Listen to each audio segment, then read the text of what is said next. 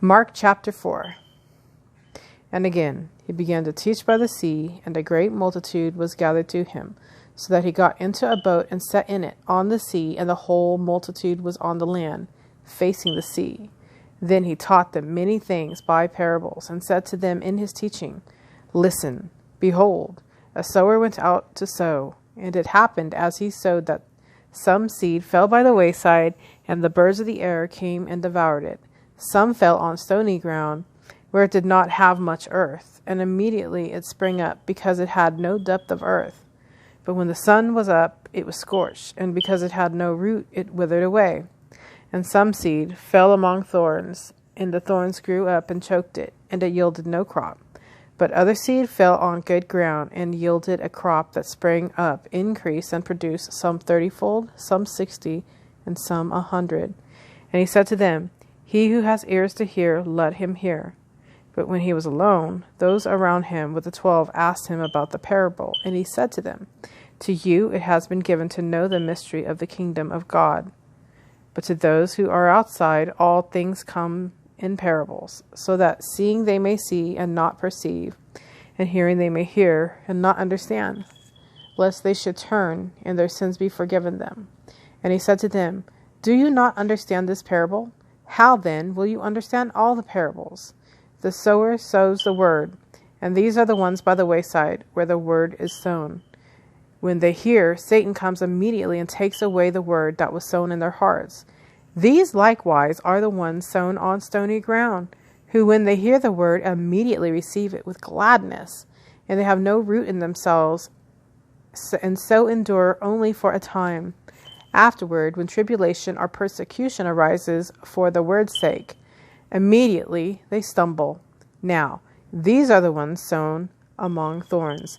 They are the ones who hear the word, and the cares of this world, the deceitfulness of riches, and the desires for other things entering in choke the word, and it becomes unfruitful. But these are the ones sown on good ground, those who hear the word, accept it, and bear fruit, some 30-fold, and some 60, and some 100. Also, he said to them, Is a lamp brought to be put under a basket or under a bed? Is it not to be set on a lampstand? For there is nothing hidden which will not be revealed, nor has anything been kept secret, but that it should come to light. If anyone has ears to hear, let him hear. Then he said to them, Take heed what you hear. With the same measure you use, it will be measured to you. And to you who hear, more will be given. For whoever has, to him more will be given. But whoever does not have, even what he has will be taken away from him. And he said, The kingdom of God is as if a man should scatter seed on the ground, and should sleep by night and rise by day, and the seed should sprout and grow. He himself does not know how.